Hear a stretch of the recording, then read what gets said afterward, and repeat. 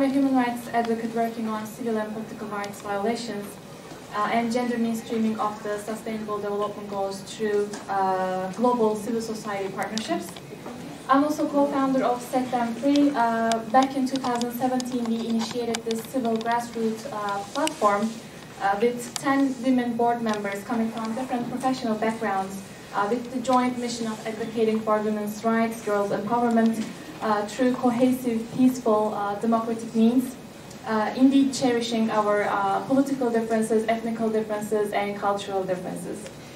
Before we dive into today's discussion, I just would like to reshare today as well my solidarity with Turkey and Syria, as the region was quite severely hit by a series of earthquakes back in February 6th. Indeed, many others followed with high magnitudes. The death toll in Turkey overpassed 45,000, left hundreds of thousands displaced and heavily injured. So we continue to mobilize and extend our civil society humanitarian assistance to the ones in need and injured. So let's continue to keep them in our prayers, thoughts, and stand in solidarity.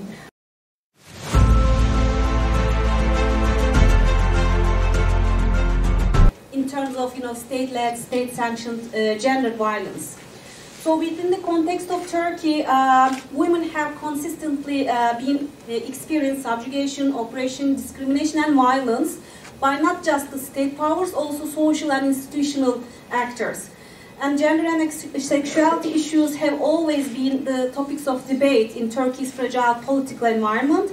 And since the foundation of Turkish Republic, unfortunately, gendered and sexualized narratives were used by defenders of both secular ideology in historical context, also the political Islam, positions themselves in relation to specific relations of political events. Within the gendered discourses and practices of the current Islamically rooted conservative ruling party, AKP, the government fell short of substantially addressing gender-based inequality, discrimination based on sexual, gender orientations, ethnic discriminations, and Turkey eventually withdrew from the Istanbul Convention two years ago, in 2021, which is the 10th anniversary of the signing Istanbul Convention. As the AKP government, the current government, grew increasingly authoritarian, people of different ideological, political, ethnic, religious, and sexual backgrounds have been subjected to different forms of violence and systematic discrimination. And also, of course, I'm going to repeat that gender and sexuality discriminations have been one of the areas in which the oppressive turn manifested itself in the Turkey context. And in the aftermath of 2016 failed coup attempt, increasing numbers of women were marginalized based on their social status, gender, ethnic identities. While the regime that controls the government in Turkey has always been based on a male-dominated militaristic mindset, particularly after the coup attempt, this mindset has merged with the political Islam. And political Islamist discourse, thought, and acts, which justifies drastic legal means and expanded the forms of violence to wider scopes. Emergency decrees and increasing autocratic tendencies have negatively affected women's rights and limited independent women's organizations. And as I just mentioned, a key example is the withdrawal from the Istanbul Convention, which immediately impacted the struggle for women's rights. And following the coup attempt in 2016, women and LGBTQ people have been targeted as threats to the society and the survival of the state. As such, they have disproportionately been subjected to state-led and state-sanctioned social segregation, public oppression, and various forms of violence, including physical, sexual, psychological, economic forms. People considered dissidents and critics of the state as terrorists, and they have been stigmatized as such. And many NGOs, many civil society organizations have been shut down, so it has been much more difficult to fight against discriminations and gender disparities. And under the influence of the regime's discriminatory acts and oppression, the society has developed more heteronormative and patriarchal discourses against stigmatized individuals that I was mentioning earlier. And these groups, these individuals include Kurdish women, women affiliated with the Gulen movement, LGBTQ individuals, Armenian women, Alevi women, and more. In other words, more identity variables have been targeted in the state-led and state-sanctioned gender-based violence. So to sum up, I want to say that violence against women is political. Personal is political. So defending women's rights is not just opposing the crushing relationship between men and women. It is more. It is beyond that. It is also to oppose structural, institutional, and social and political discrimination, violence, and injustices. So what should we do? This is the problem. Is there any solution to that? Yes, of course. First and foremost, we have to speak up, stand up, and then the next step should be solidarity and support. These are among the keywords to fight against disparities.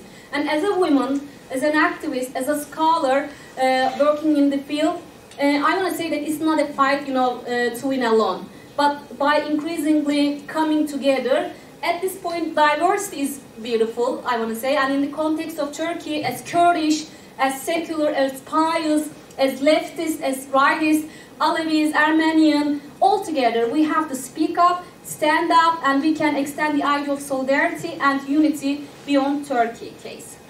For that matter, we have distinguished speakers who will share their experiences, their expertise with us.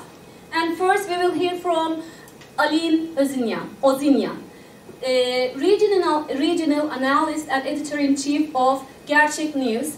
Alin Ozinian is a long-time analyst on regional issues. She holds a BA in International Relations and Diplomacy and MA in Turkish Studies.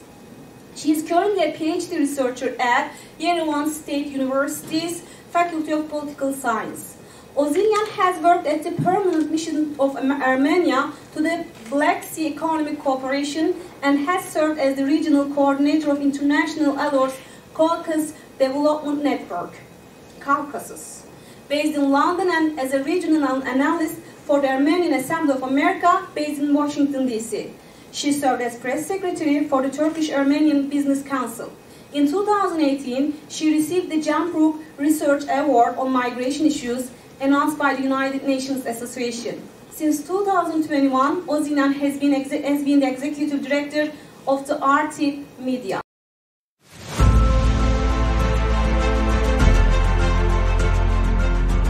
Okay, hello. First of all, I want to thank to the organizers. Thank you for having me today, and thank you for coming and listening to us. Well, being a journalist in Turkey is difficult. Being a woman journalist is harder.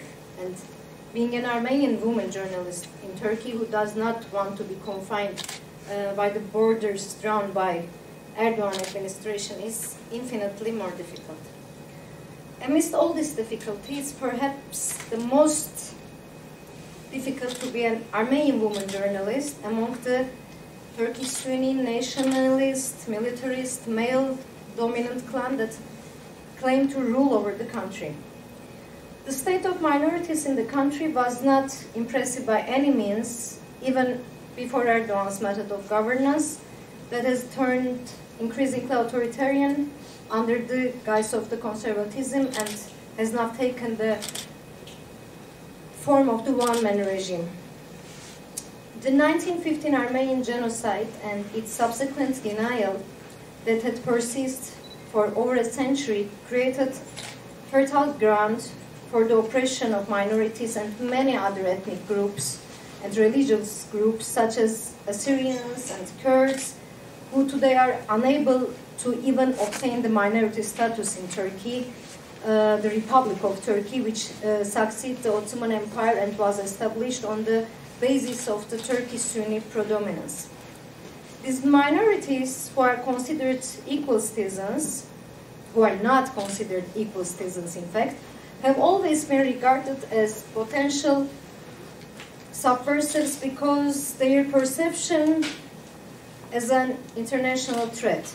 As such, they live and work each day strictly within the lines drawn for them by the state and burdened by the onus of the constantly proving that they are Turkish and would not engage in actions hurting Turkishness. This policy is at times overt, at times discreet. The refusal to reckon the September 6-7 pogrom, considered to the Turkey's very own Kristallnacht, during which minorities were plundered, raped, murdered, and the massacres and right violations that have persisted before and since then, are the building blocks of the politics of pressure and fear that continue to this day. Today, the groups that are subjected to persecution and discrimination are even declared to be enemies for outnumbered those in the past. In contemporary Turkey, even fellow Turks and Muslims can fall within the domain of treacherous people. Unfortunately, even their turn has come. Their turn has come because when the rights of Armenians, Greeks, the Jews, Kurds, positions at the first targets were violated, they did not defend the rights of these groups.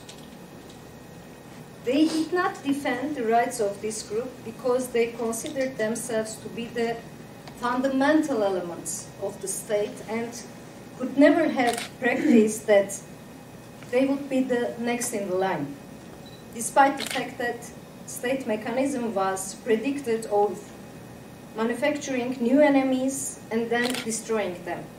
And as each enemy was destroyed, it was necessary to create a new one. German theologist and later dissidents in Hitler's regime, Martin Niemöller's words are worth recalling. First, they came for communists, and I did not speak out because I was not a communist. Then they came for the socialists, and I did not speak out because I was not a socialist. Then they came for the trade unionists, and I did not speak out because I was not a trade unionist. Then they came for the Jews, and I did not speak out because I was not a Jew.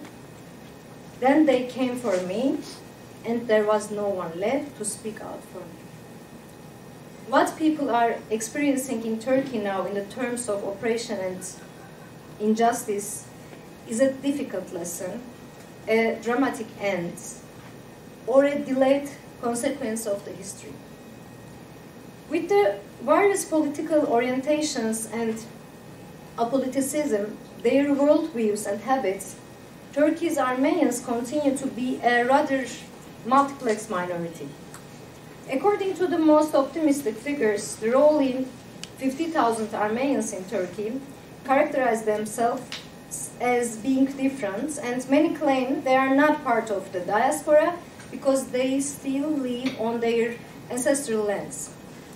Unlike the diaspora, which dispersed to all corners of the world after the Armenian genocide in 1915, sometimes called the first genocide of the 20th century, where approximately 1.5 million Armenian Christians in the Ottoman Empire were killed, a majority of Turkey's Armenians have left the past in the past and are not in pursuit of justice or any other demand. Neither do many of Turkey's Armenians make demands for equal citizenship rights, because also it was promised in the constitution. They believe that voicing a desire for these rights or struggling to achieve them would be misguided, in vain and ineffectual, and could even be course of action that would only add difficulty to their daily lives. Due to this passivity, an Armenian from Turkey who searches for truth, who demands it, and who struggles for its sake is an atypical and outside the customary model of Armenian. This is an Armenian who is dangerous. When all this considered, opposing to government through writing, proclaiming, and publishing the truth in public sphere is an arduous task which compels punishment in variety of ways by the power holder. Of course, it's not only the state that punishes minorities and citizens who are outside the mainstream. The public sphere, the school, place of employment, the streets, and even social media take on the role of a brightly lit theater for the punishment of the other. To better illustrate this, I shall present an example from my childhood. I first understand how unique a state it was to be Armenian in Turkey, how dangerous my existence was for this country, and how disturbing it could be in the early years of the 1980s, when I was quite young myself. My home in Istanbul, in which Armenian language was the mother tongue, it was located then and remains today a neighborhood densely populated by Armenians. Naturally, after I began to talk, I began to call my mother Mama, both at home and outside. One day, anger evident in her voice, my mother berated me, "Don't call me Mama on the street ever again." Hers was a reflex akin to survive without pelling prey, one that animals teach their young in the wild. It was the first of many loves of jungle required to live safely in Turkey as an Armenian. Unfortunately, in those early years of life, when I had not even dispersed the alphabet, I did not yet know that Armenians were perceived from to get go as second-class citizens or as something less than a citizen, as the foreign within, and that is status of being foreign correlated to working with the enemy. Though I spent some time believing that my mother, who had frightened me when she said, "Don't call me Mama," no longer wanted to be my mother, it didn't take me long to put together that the unwanted thing was not me. It was being Armenian. One thing was clear in Turkey: being Armenian was not a matter to be discussed out in the open. It was a thing to be kept to ourselves. In my early adolescence, I had already become accustomed to bewildered look at colored people's face when I first told them my first and second name, my last name. To move beyond that seemingly endless confusion, I always blurted out and said, "I'm Armenian," and I still do.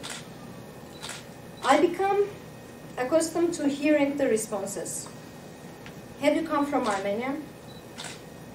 You speak Turkish so well. How did you learn the language?" And the most interesting one, "But you don't look like an Armenian." To this day, I have fondness for the way my well-intentioned Turkish friends introduce me to other Turks, saying, "Alin, she's Armenian, but great person." Or, "Alin, she's Armenian, but she loves Turkey just as well as us." In my beloved country, many Turks didn't know that that is Armenians, lived there as well. From them, Armenians were not more than a prototype of bad, negative, and unfavorable people. To live in Turkey is not difficult only for Armenians. When I was 16, a young Turkish man, who I met coincidentally, expressed his interest in me and was devastated upon learning that I was Armenian. His English clear as day, he had said, "But you cannot be an Armenian." Turkey was making life miserable, not for it, only for us, but also for its very own children.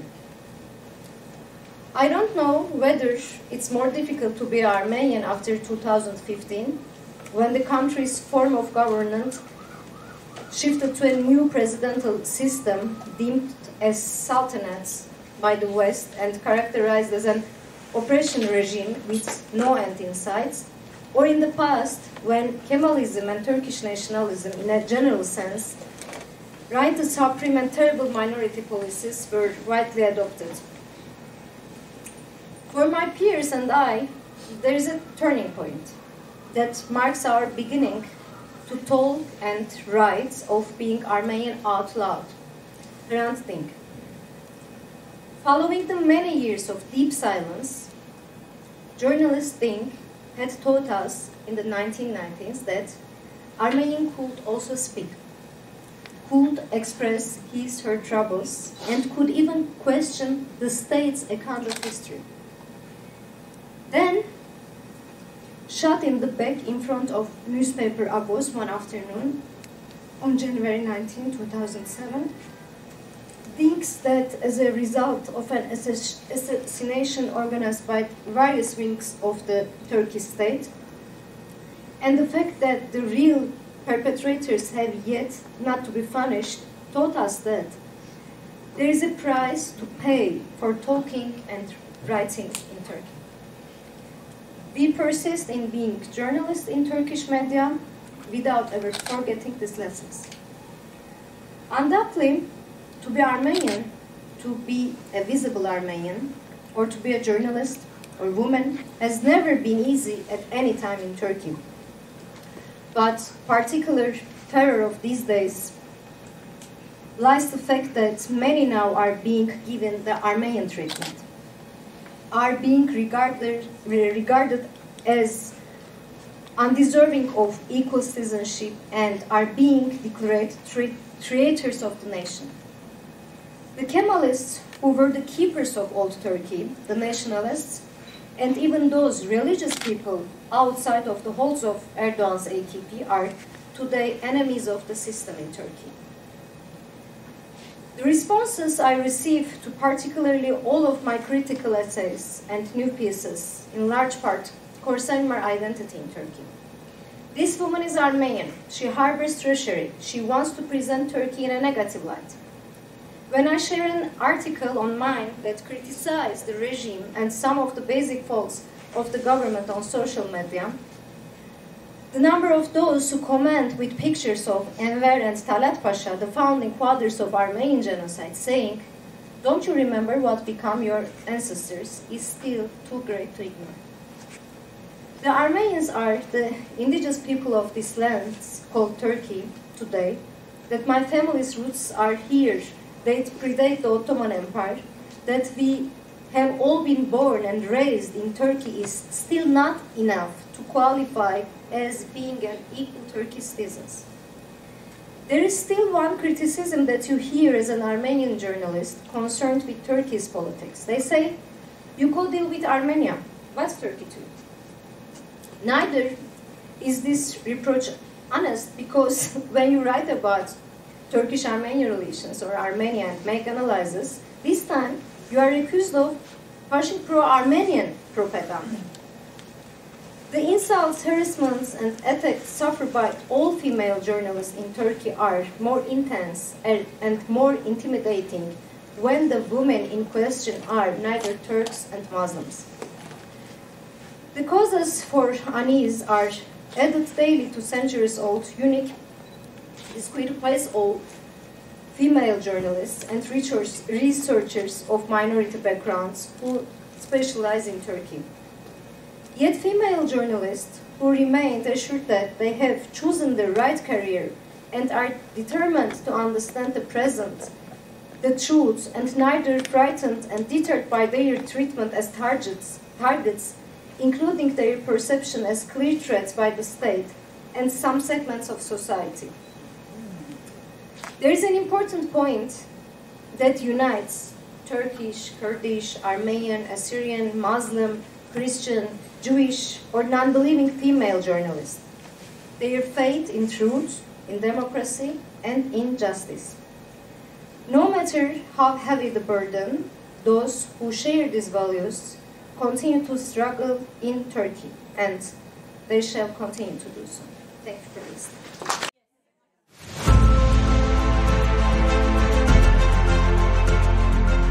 Off my iPhone here. Yeah, blacklisted by Russia. I consider an award. Yeah. Yes. Good afternoon, everyone. As you've heard, my name is Teich. I'm an international human rights lawyer based in Toronto, Canada. You've already heard from my co-panelist about various human rights violations suffered in Turkey by women that belong to minority groups.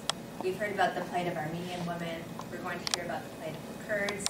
And I would like to speak about another group of women in Turkey, and that is women allegedly associated with the Gulen movement. I am not Turkish, nor am I associated with the Gulen movement, but I can speak to the human rights violations suffered by these women from the perspective of a human rights lawyer. I have represented, and I currently represent, some of these women.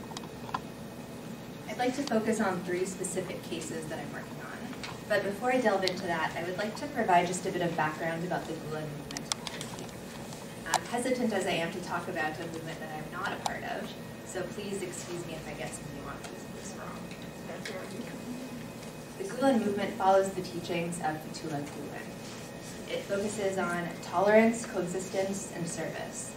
It's not actually called the Gulen movement by many of its proponents, but rather the Hizmet movement, Hizmet being the Turkish word for service. Those belonging to the Gulen movement in Turkey have faced discrimination for many years. However, this discrimination intensified after July 2016, when Erdogan accused Gulen supporters of attempting a violent coup in the country. After the events of July 2016, the Gulen movement was criminalized as an armed terrorist organization, and repression intensified under the guise of counterterrorism. This repression was state-led by the Turkish government, and anyone even tangentially associated with the Gulen movement has been targeted. This overbreadth is one reason why the crackdown by the Turkish government cannot be justified. Since 2016, the Turkish government has, by some estimates, detained over 300,000 people, including thousands of prosecutors and judges, and shut down over 2,000 institutions and 131 media outlets.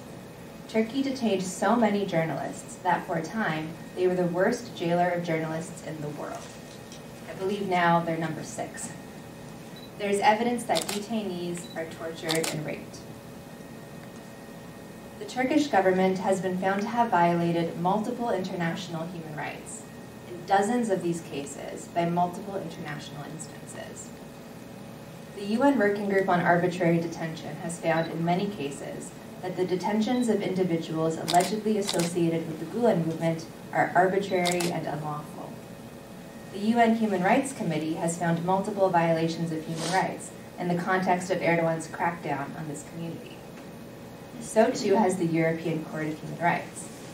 Violations have also been extensively documented by civil society organizations, including international not-for-profits, Amnesty, and Human Rights Watch. In Erdogan's crackdown of this community, women often feel the greatest impact. I would like to discuss 3 examples. The first example is the case that may be well known to some of you from social media. This is the case of Gülten Sayın, the mother of Yusuf Sayın. Gülten was first arrested in February 2017 and charged with being a member of an armed terrorist organization. She denied and still denies the charges against her. The evidence against her was tenuous, as typically is the case in these cases related to the Gulen movement. The evidence presented against her in particular was that she had an encrypted messaging application called Bylock installed on her cell phone, that she made deposits into an account at Bank Asya, that she worked as a teacher in dormitories that were later closed due to reported affiliations with the Gulen movement, and that she was a member of a couple of aid associations that were also reportedly affiliated with the Gulen movement. All of these activities were legal before July 2016. The Turkish judiciary has relied on download and use of the Bylock application to ground numerous convictions of individuals for terrorism. This has been rejected, though, numerous times by international bodies and by independent experts. Among other things, experts have noted that this application was globally available on the Apple Store and on the Google Play Store and on other online markets, and on the Google Play Store alone, it was downloaded over 100,000 times. As the UN Working Group on Arbitrary Detention and other international instances have consistently held, download and use of the Bylock application is protected under a person's right to freedom of opinion and expression. Similarly, various international instances have rejected the idea that deposits into an account at Bank Asya can reasonably ground a terrorism conviction. Bank Asya was, for years, the largest participation bank in Turkey, and it operated legally. So despite this typically tenuous evidence, Gülten was convicted of membership in an armed terrorist organization in March 2018. She appealed multiple times, continued to deny the charges against her, and her final appeal was rejected on October 13, 2022. On October 24, 2022, Gülten's 6-year-old son, Yusuf Kerem, was diagnosed with advanced stage cancer. As a result of this diagnosis, Gülten requested the postponement of her prison sentence so that she could be there to support her child as he goes through strenuous treatment. Her request to delay the sentence was rejected. Gülten was detained in December 2022 and remains imprisoned. Yusuf can be seen in heartbreaking videos on social media crying out that he wants his mother. Myself and a co-counsel, David Matus, are representing Yusuf and Suleiman Sain in a complaint before the UN Committee on the Rights of the Child. We are submitting that as a state party to the Convention on the Rights of the Child, Turkey is obligated to protect children's rights, including their right to life and to health. By continuing to arbitrarily detain Gülten during this critical time, Turkey is violating not only her rights, but also the rights of her child, Yusuf. We also asked for Gülten's release to be prioritized as an interim emergency measure to prevent irreparable harm to Yusuf. This case is ongoing. One day after our last filing, Turkey permitted Gülten to spend a few days with her son at the hospital. This was encouraging and speaks to the utility of these mechanisms, but it's not good enough, as she was brought back to prison within a few days. I will discuss the second and third examples together because they're similar fact scenarios. They each relate to a family that was illegally abducted from abroad back to Turkey after July 2016. One was abducted from Bahrain back to Turkey, and the other was abducted from Pakistan back to Turkey. For the members of both of these families, they suffered numerous grave human rights violations: deportation, torture, arbitrary detention, persecution. There isn't enough time in this context to go through the details of these cases, but I want to focus on the women in each family, because the treatment that these women received was striking. For both of these women, sexual violence was threatened. The family abducted from Pakistan felt this from the start. On the flight from Pakistan to Turkey, as 2 intelligence officers were physically assaulting the husband, one of the guards leaned into his ear and said, "Calm down, your wife and daughters are here. Be a man, or we will rape your daughters and wife here. They are halal to us anyway." This threat was repeated upon the family's arrival to Turkey. The physical assaults continued, as did the threats. They said there, "We will rape your wife and daughters in front of your eyes." It was repeated again in attempts to extract a forced confession. Meanwhile, the wife suffered under her conditions of detention. Although she is hypoglycemic, she was not provided with food until the next day, and she lost consciousness as a result. While she was abducted from Pakistan, she was not permitted to wear clothes, such as underwear, socks, and shoes, and these needs were not met upon her arrival to Turkey. She was forced to sleep on wooden benches for 11 days. Even the wash basin was monitored with a camera, so she was not allowed to have any privacy. The husband and wife abducted from Bahrain received similar threats. In both cases, this is made all the more egregious because, as in Gülten Sayin's case, these detentions were arbitrary. There are many more examples like these ones, and many of them are substantially the same. The Turkish government, under the guise of counterterrorism, is engaged in widespread, systematic human rights violations against individuals allegedly associated with the Gülen movement. Many of the detentions are arbitrary and unlawful, and women bear the brunt of this. Because these violations are state-led, we cannot expect the Turkish government to provide a remedy. We have to turn to international instances to try to address these violations on a macro scale, and we can do so. The UN Working Group on Arbitrary Detention, the Human Rights Committee, and the European Court of Human Rights have laid excellent foundations in numerous cases. Now, UN bodies can and should do more, and civil society has an important role to play in these efforts. The UN Human Rights Council can and should pass a resolution condemning the human rights violations. They can also resolve to establish an evidence collection mechanism to assist in prosecutions. The International Criminal Court can and should open a preliminary examination into crimes against humanity of deportation, as has been recently requested by a panel of European legal experts. And universal jurisdiction cases can and should be launched. Michael Pollack and I are working on that last one already. These are just a handful of examples. So that is my note of hope after having shared a handful of truly depressing stories with you all today. The violence may be state-led, but that does not mean that there is no recourse. We can absolutely do something about this, and we should. So let's use this gathering, this hybrid UN Commission on the Status of Women, as an opportunity to push forward and to fight for justice internationally for these women and girls. Thank you.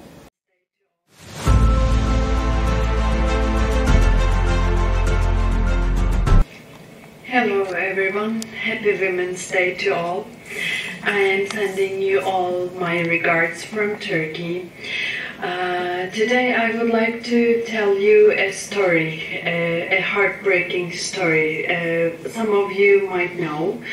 My mother's murderer was sentenced to aggravated life imprisonment because he stabbed his former wife, Ayşe Paşalı, 11 times with a 26-centimeter knife. This super blood-freezing incident took place 12 years ago. On December 7th, in 2010, on my very birthday, my own biological father ended my very own mother's life. Quite a tragedy. The Ankara First High Criminal Court reached a decision in the final hearing. Before my mom was killed by her divorced husband in the middle of the street, she had received dozens of death threats from him. We know that women are being killed just because they're women, and not out of reasons like love, unemployment, rage, or honor. These are all sugarcoating the problem. There is only one reason for femicide, and it is the men's insistence on dominating the women. Ayşe Paşalı, my mom, she was only 42 years old. She filed 5 divorce cases against her former husband before she died. In 2009, the monster beat my mom to death and raped her. He was sued on charges of sexual assault.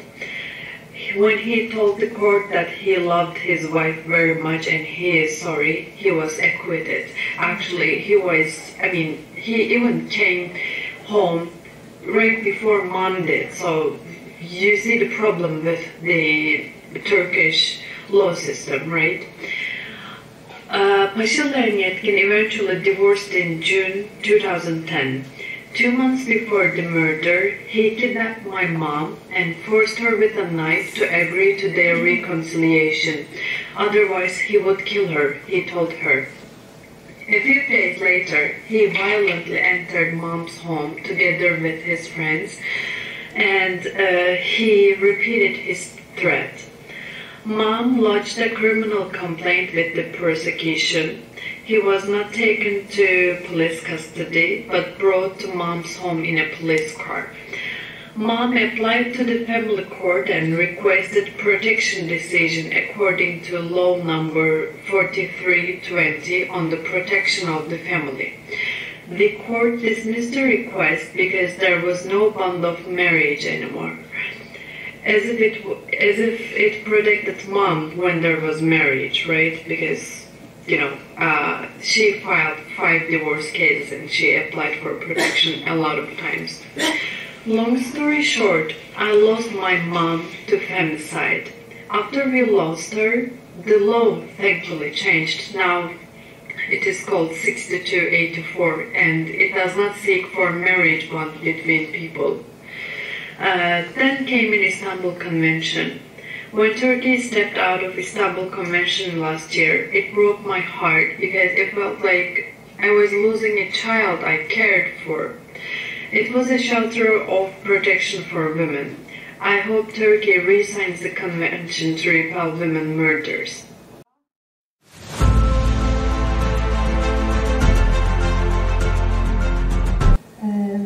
Merhaba hepinize. Hello everyone. Bugün burada kendimi biraz tanıtmaya, yaşadıklarımı anlatmaya çalışacağım. I'm going to try to tell you about who I am and what I've been through. Birleşmiş Milletler Kadınlar Statüsü Komisyonu Üneti Nacional Komisyonu on Teich Statue of Women organize ekibine 8 Mart Dünya Kadınlar Günü vesilesiyle düzenledikleriniz etkinliklerine teşekkürlerimi sunuyorum. I would first of all like to thank the United Nations Commission on the Status of Women and the Journalists and Writers Foundation for the events that they've organized on the occasion of the International Women's Day today on 8th of March. Burada beni çağırdıkları için ayrıca teşekkürlerimi sunuyorum. I would also like to thank them for inviting me here. 8 Mart Dünya Kadın için çok önemli ve anlamlı bir gün olduğunu hepimiz biliyoruz. Tıpkı We all know how important and meaningful a day the 8th of March is for women throughout the world. tıpkı 113 yıl öncesi 8 Mart Dünya Kadınlar Günü ilan edildiği 1910 gibi bugün de dünyamızda büyük çatışmalar, savaşlar, ekoloji, kırım, kadın kırımı, feminicide, femicide, genocide,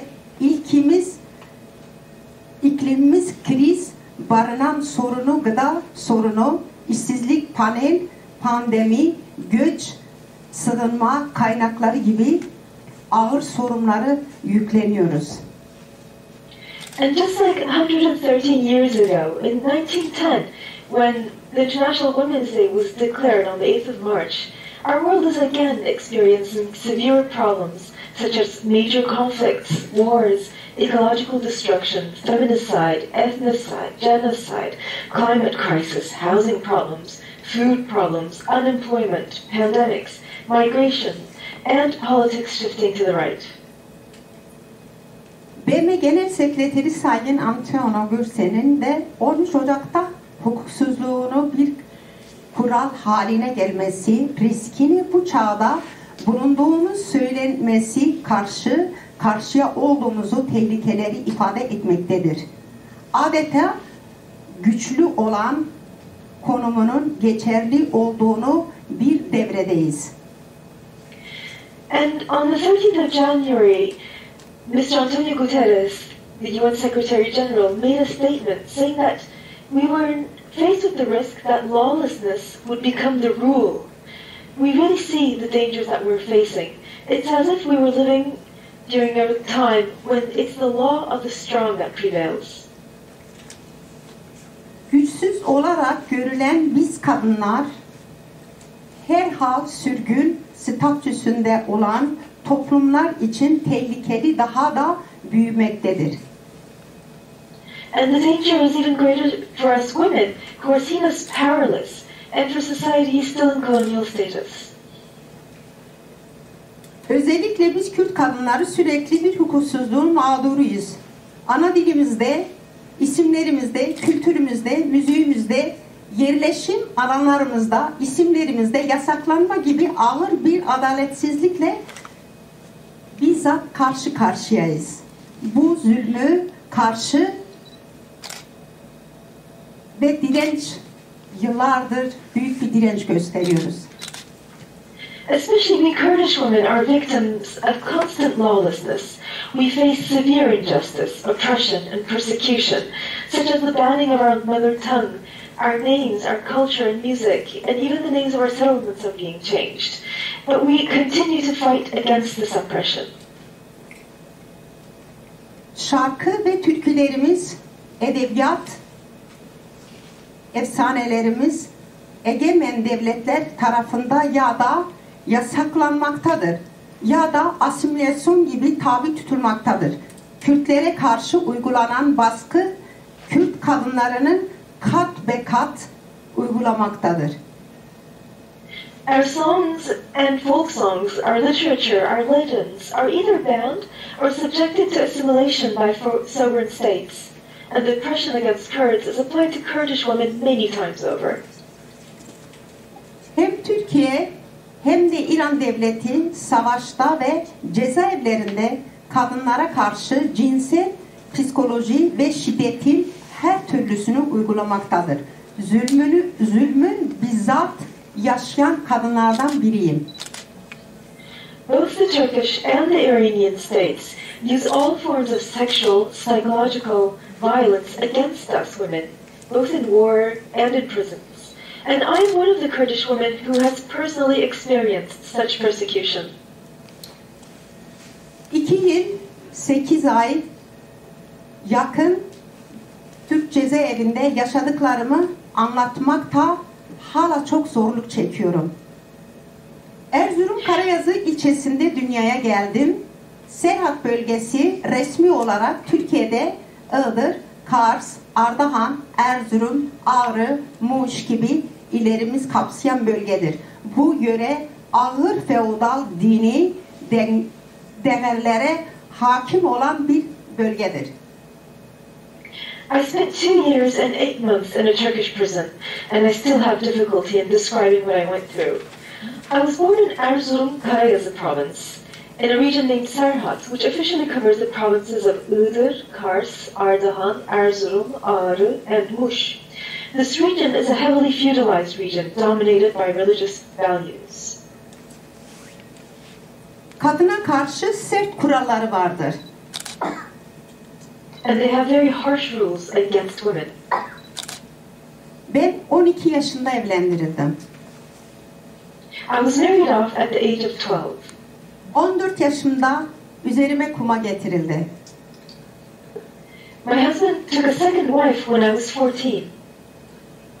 Ve bu ağır şartlar altında 2 çocuğumu babasına bırakarak, büyük kızımı yanıma alarak kaçmak zorunda kaldım. It wasn't possible to live under these circumstances, so I had to leave my 2 children with their father and run away together with my eldest daughter. 7 yıl namus davasında kaçmak zorunda kaldım. Köy köy, kasap kasap, şehir şehir, karanlık yerlerde kendimi saklamak zorunda kaldım. I had to run away. I had to go from village to village, to city, escaping from this debt of honor. I had to find a way to stay alive. Ve sonunda bugünkü mesleğim olan sanatçılığın başındayım. Sanat hayatımı 1989 yıllarında başladı. And I finally found art. I decided to make a profession out of it. And this happened for the first time in 1989. Arif Safi'de ilk akademi sanatımın başlamasıyla şarkı söylemek Türkiye'de en büyük suçtu. Çünkü Kürtçe dili olduğu için. And so I started to sing under the teachings thanks to Arif Sal. But at the time it was forbidden to speak and sing in Kurdish. And so actually what I was doing was forbidden. Türk devleti tarafından tutuklandım. 9 ay Van'da cezaevinde kaldım. And so I was arrested by the Turkish state and imprisoned in Van for 9 months. Cezaevinde çıktıktan sonra bir konser sonrasında vahşice kaçırıldım ve vuruldum, ağır yaralandım. After I got out of prison, I was attacked. I was kidnapped and attacked after a concert. I was seriously wounded. Bugün o nedenden dolayı Avrupa'ya kaçtım. Türkiye'de yaşama şansım hiç kalmamıştı. Because of this, I had to flee to Europe. I could no longer live in Turkey. 2018 Cumhurbaşkanı seçimlerinde HDP'nin Halkların Demokrat Partisi desteklemek üzere HDP beni Türkiye'ye çağırdı. During the 2018 presidential elections, I was invited by the HDP, the People's Democratic Party, to support them, and so I was invited to come back to Turkey. Edirne'de seçim mitinginde bir iki şarkı söyleyerek sahneye çıktım ve jandarma tarafında gece 2'de otobüsümüz gelirken yolda durduruldu ve beni 60 kişinin içinde tek başıma bir dağın başında 200 asker tarafında ve beni aldılar. While returning from the election rally in Edirne, where I had gone up on stage and I'd sung 2 songs, when I was returning from that rally, at 2 a.m., my bus was stopped by the gendarmerie at the top of a mountain, and I was detained and held for 4 hours in a hut-like place at the top of a mountain, together with 200 members of the military. Jandarma tarafında o dağın başında çırılçıplak ve soyuldum. Kontrol amacıyla benim dünyamı zaten o an, o saat, o dakika çıplak o kadar askerin içinde yıkılmıştı. And I was forced to strip in front of these 200 soldiers. And the moment, that second, that minute that I had to live through, my whole life kind of ended. Daha sonra sabaha karşı TBMM Mücadele Terör Örgütü kurumuna götürüldüm. Orada 2 gün boyunca ağır soruşturma, ağır baskılar altına alındı.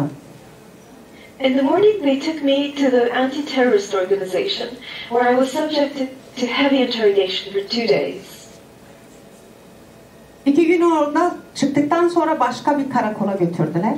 Orada da ayrı bir sorguya, ayrı bir baskıya alındım.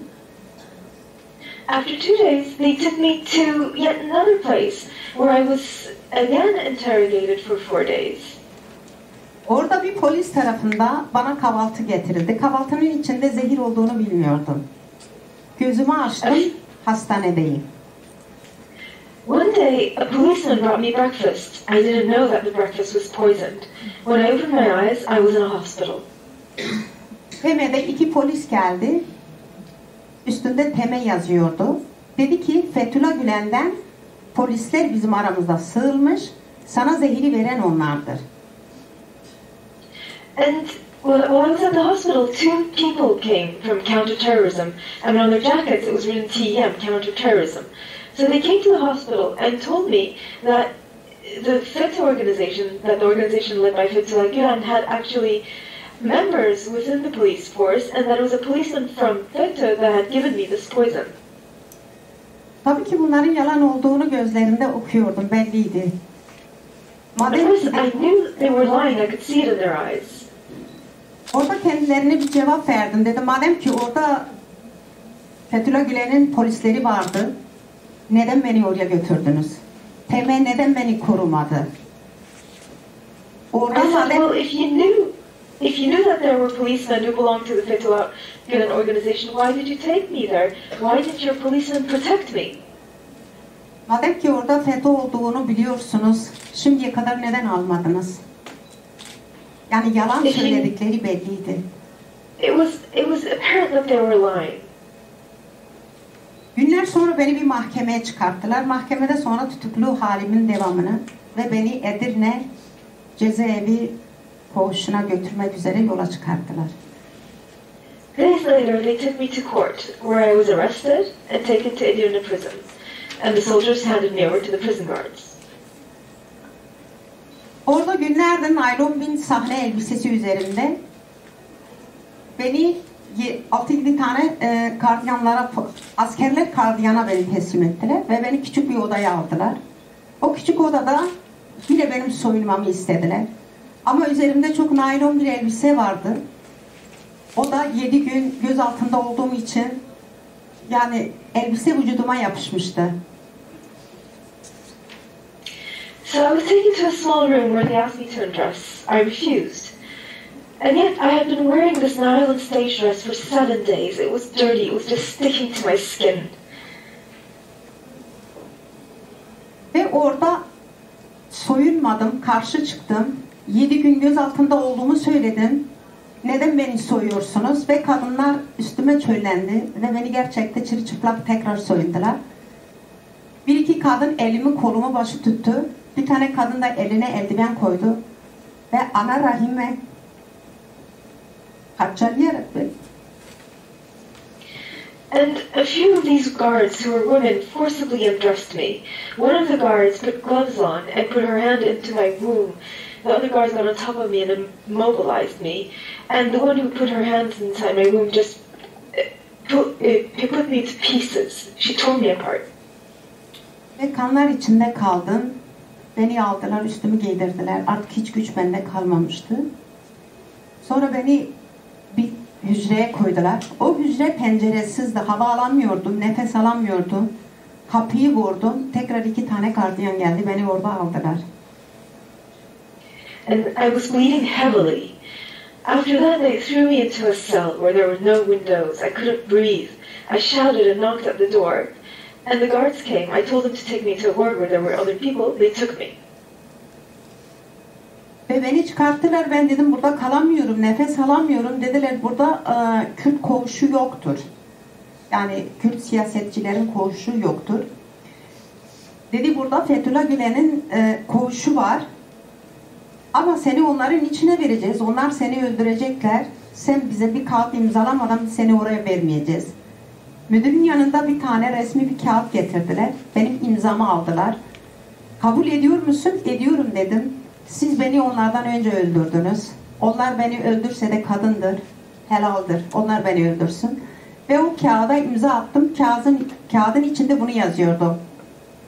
Ben özgür irademle Fethullah Gülen'in koğuşunu kabul ediyorum. Beni öldürseler de devletin herhangi bir suçu, herhangi bir sorunu yoktur. Tüm sorumluluk bana aittir.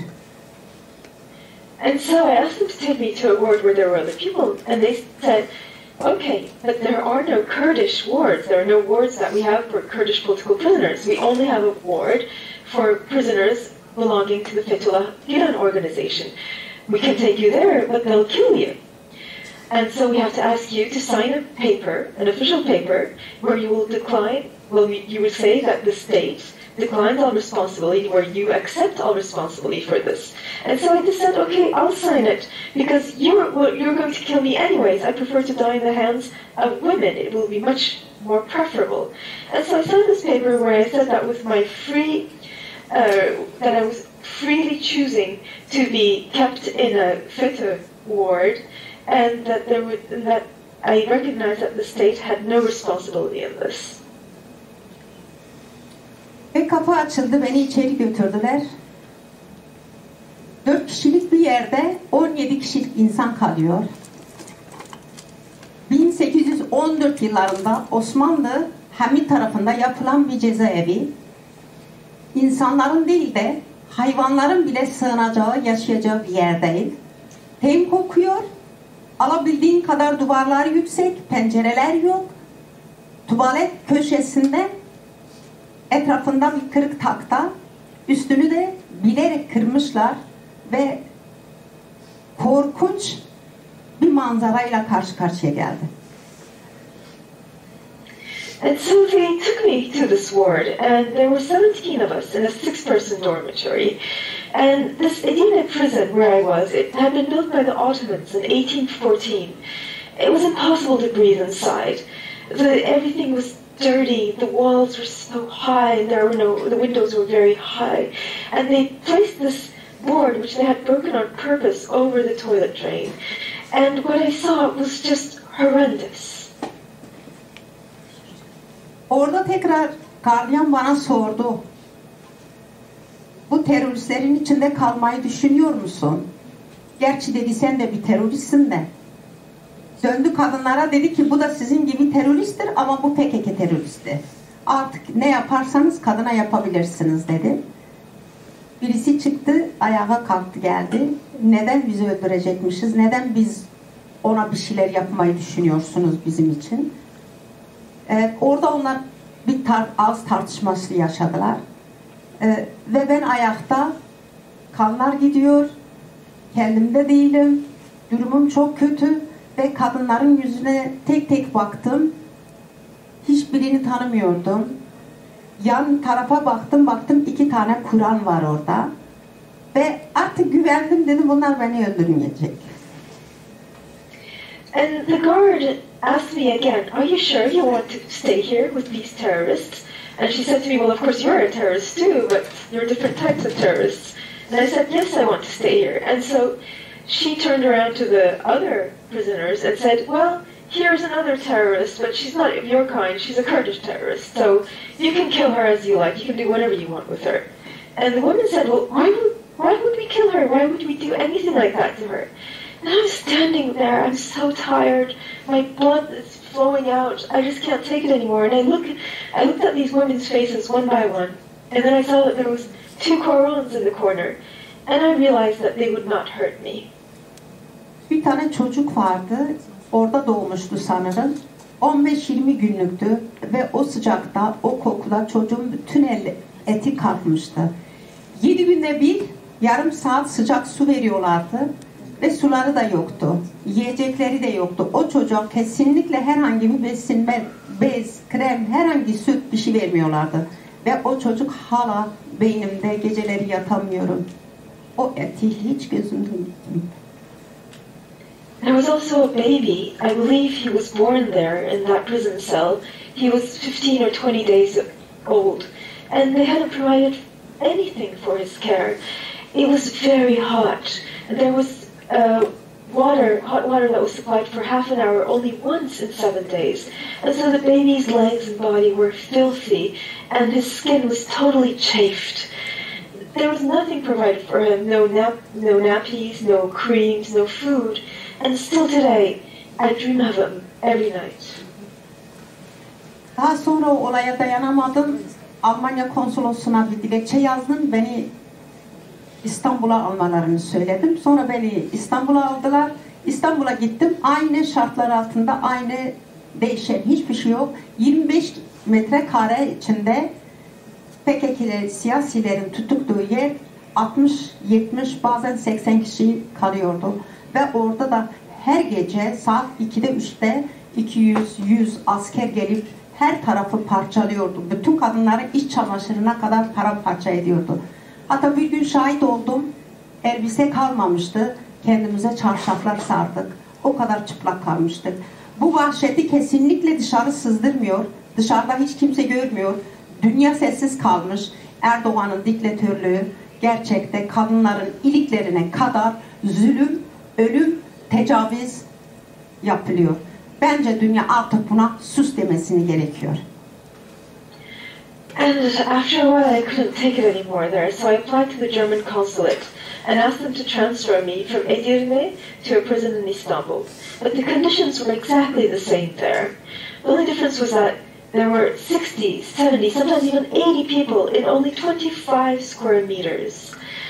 And I was in a ward with only Kurdish political prisoners. And there every night, 100 or 200 soldiers raided and ransacked the ward. They would tear our clothes apart, and once we didn't have any clothes left to wear, and so we just had to take the sheets around us. This oppression really must end. This oppression applied to us by the Erdogan government must end, because nobody knows outside what's going on in these prisons. We have to raise our voices and make it all known. Ve o şartlar altında 2 yıl 8 ay kaldım. Son bir ayım ve bir gün beni bir odaya çağırdılar. Seni doktora götüreceğiz diye. Beni götürdüler. Bir tane koğuş. Koğuşa benzemiyordu. Çok lüks bir odaydı. Ben cezaevinde ilk defa böyle lüks bir oda görmüştüm. Ve şok olmuştum. Dedim hani ben hasta değildim. Niye beni doktora getirdiniz? Dedi biz öyle uygun gördük. Arada 2 gün geçti ve beni 2 gardiyan geldi. Bir odaya götürdü. Odada 12-13 kişi oturuyor. And I stayed in this prison for 2 years and 8 months. My last day, I was moved suddenly. I was told that I was going to be taken to a doctor. I said, I'm not sick. Why are you taking me to a doctor? And they took me to a very luxurious room. I didn't understand what I was doing in this room. I've never seen a room like that. I stayed there for 2 days. Ve bana soru sordular. seni özgürleştireceğiz dediler. Ben de dedim ki daha 10 gün önce mahkemeye çıktım. Mahkeme benim tutuklu devamımı istedi. Neden şimdi beni bırakıyorsunuz? Yani mahkeme yok, bir şey yok. Cezaevinin bir odasında karar veriliyor. And then I was taken to a room where there was a committee of 10 or 12 people sitting at a table. They told me that they would set me free. I said, "What? How could you set me free? I've been sentenced just a few days ago. They confirmed my sentencing. Why would you all of a sudden in this room, which is not even a court, set me free?"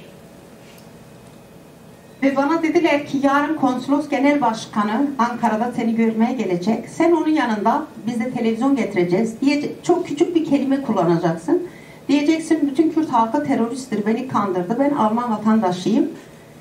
Biz de seni bırakırız, sen de böyle özgürleşirsin.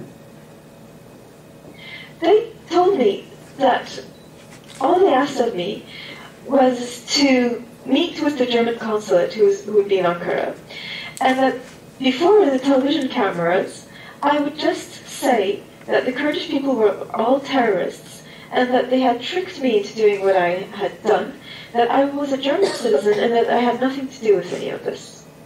Ve ben kabul etmedim. Dediler özgürleşirsen Almanya'da gideceksin, bize küçük bir ajanlık yapacaksın. İşte FETÖ'cülerin kaldığı yerleri tespit edeceksin, PKK'nın tespit edeceksin, bunu bize bildireceksin. Tabii ben bunu kabul etmedim, aşırı karşı çıktım ve bana çok kötü bir kelime kullandı. Fahişe gibi bir kelime kullandı. Ve ben de kendi yüzüne tükürdüm. Sonra beni karanlık, çok acı çekeceğim bir odaya götürdüler, bir hücre. 1 metrekareydi. They also asked me to spy for them. Once I'd go back to Germany, they asked me to identify the whereabouts of members of the PKK and FETA, and they said that if I were to fulfill this request, they'd send me to Germany that evening. But I refused to accept these offers. They swore at me, they called me a whore, and I spat in their faces. They took me to a very, very dark cell where I knew that horrible things were going to happen to me. Ve o tecavüz yeriydi, işkence yeriydi, ölüm yeriydi. Yemek yoktu. 8 gün ne yemek verdiler bana ne su verdiler. Ve gece sabaha kadar kadınların çığlıkları, tecavüz çığlıklar sesleri kurşun gibi beynimde gelip gidiyordu. Ve ben orada 1 ay kaldım. Ve 1 ay ben 37 kiloya düştüm. Vücudum artık hiçbir şey dayanamıyordu. Ve ben ölüm mektubumu yazdım. Kapının altında dışarı attım. Eğer ki bunu konsolosa vermeseniz intihar edeceğim. And the section where I had been placed, where the cell was, it was a torture section. There were beatings and rapes until morning. I could hear women being raped and beaten up, and I could still hear them screaming. I was there for 8 days, and they never gave me food or water. I was slowly dying.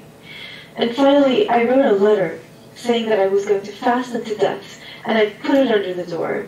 I told that if the German consulate wasn't given this letter, I would commit suicide. Ve benim bildiğim konsolosa ulaştı, konsolos Merkel'e ulaştı, Merkel Avrupa Birliği'ne gitti, Avrupa Birliği kabul etti, Erdoğan'ın istekleri yerine geldi. Gece saat 2'de 2 tane asker yine o hücreye geldi ve benim o cenazemi alıp da götürdüler, bir ormana attılar. O orman da akıl hastanesine, o cezaevine yakın bir bölgeydi ve beni orada bıraktılar.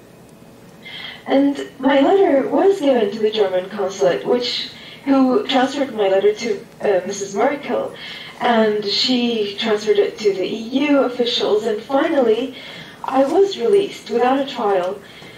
2 soldiers came into my cell in the middle of the night. They took my body, which weighed only 37 kilos, and they dumped me in the middle of the night in the forest, very near an asylum, which was near the prison.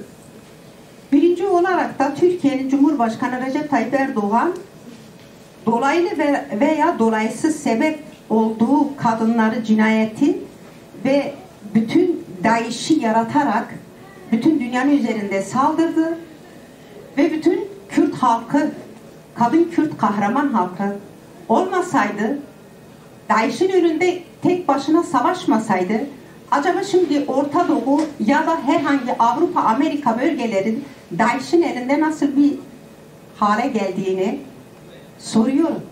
Evet, Kürtler bunu mu hak etti? Kürtler aslında bir nevi Kürt kadını dünyayı kurtardı. I would like the Turkish President Recep Tayyip Erdogan to be sentenced, actually, for murders of women directly or indirectly caused by himself. He caused atrocities committed by ISIS against Yazidi Kurdish women in 2014. And today when I look back, I wonder if it had not been for these heroic Kurdish women fighters and the YPJ, and if they hadn't defeated ISIS in 2014, wouldn't there be a misogynist system worse than Afghanistan in the Middle East today? Actually, yes, devam edin, pardon. Teic'e karşı YPJ var gücüyle savaştı, yani IŞİD. 2014 yılında uğradıkları Ezidi kadınları kaçırarak ve Ezidi halkının kıyma, jenodist dedikleri şey katliama uğrayarak ve hala da 2000 Ezidi kadını vahşice o Teic'in elinde meydanlarda satılıyor. Diğer fertleri de hepsi kafaları kesilerek toplu mezarlara gömüldü. Kürtler Orta Doğu coğrafyasında yüzyıllardır katliamla karşı karşıyalar. Acaba biz ne yaptık? Biz bu dünyada neden yer bize vermediklerini bir daha soruyorum.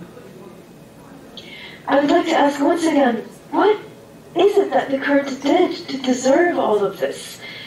2,000 Yazidi women were kidnapped. They were sold on public marketplaces. They were killed. Their heads were cut off. What happened? Why did we deserve all this? And they were the ones who fought against Daesh that was supported by the Turkish government. It is a shame of this age that Kurds have been persecuted for all of these centuries in this region. And we'd like to know why. Bu olaylar tabii ki elbette sadece Kürt kadına yönelik tek değildir. İran'da yine de orada kadınlar, tüm kadınlar ama genellikle Kürt kadınları. Afganistan'da ne yazık ki devletlerin çıkarları uğruna Taliban ile sanki normal bir devletmiş, normal bir siyasi bir örgütmüş ya da siyasi diplomatmış gibi bütün dünya onlarla diyaloğa girmiş ve Taliban terörü, insan düşmanlığı ve çıkarları için maalesef bütün dünya şu an Taliban'la diyalogda. Ve Taliban da kadın üzerinde yapılan şiddet, eylem, zulüm, hep beraber buna karşı çıkmalıyız. Ve oradaki İran'daki, Afganistan'daki bütün kadınların devrimini, mücadelesini bu 8. Dünya Kadın Günü'nde selamlıyorum. Ve var gücümüzle o kadınlara destek olmalıyız. Onların sesi de, Kürt kadının sesi de, Ezidi kadının sesi de dünyaya duyurmalıyız. Of course, it's not only Kurdish women who have been persecuted in the region, there are also Iranian women and Afghani women. And we have seen what's happened in Afghanistan. For the sake of governmental interests, states are now cooperating politically, diplomatically, and economically with the Taliban, as if the Taliban were a normal regime. And this is, of course, not true. The Taliban is a terrorist regime which really feels a deep hatred against humanity. We have to come against this. And as Kurdish women, we salute the women in Afghanistan. We salute the women in Iran who are fighting for their rights, who are struggling against these regimes.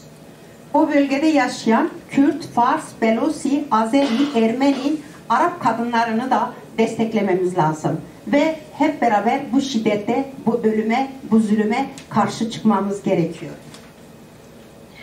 And all together, we must support Kurdish women, Persian, Baluch, Azeri, Armenian, Arab women, and we have to fight them, have to help them to fight the systematic state violence. Biz Rojava'da var gücümüzle Kürt kadını, Kürt devrimini yarattı. Bu Bu devrim adı altında bütün dünya kadınlarını, devrimlerini desteklemek amacıyla ve var gücümüzle destekliyoruz. Bütün Orta Doğu, bütün dünya kadınları saygıyla selamlıyorum. Mücadelesine var gücümüzle destek veriyoruz. Hepinize teşekkür ederim. Kürtlerin adına, Kürt kadının adına ve bizi buraya davet ettiğiniz için, sizi bu dertlerimizi paylaştığımız için, siz de beni bu kadar uzun dinlediğiniz için çok çok teşekkür ederim. Organize'ye tekrar teşekkür ederim. Var olun, sağ olun. And we started our revolution in Rojava, our struggle for freedom, and we want to unite all women in the region so that we can finally live freely and without fear. We hope that this revolution will become permanent. And I'd like to again thank you all for having invited me, for having listened to all my problems, which I told you about in such length. And so I again repeat that we must all continue the struggle together. Thank you very much to the organizers for having invited me.